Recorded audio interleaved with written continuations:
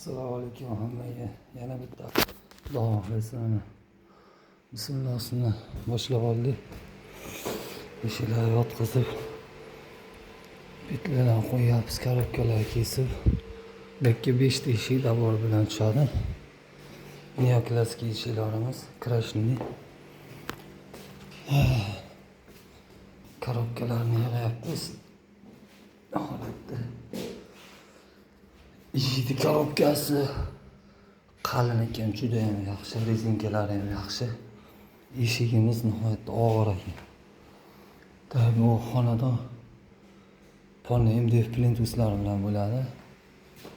Oshxona joylar. Chekkalariga uголnilar qo'yilgan. Hammom, tualet, zal, spalni, detskiy, oshxona.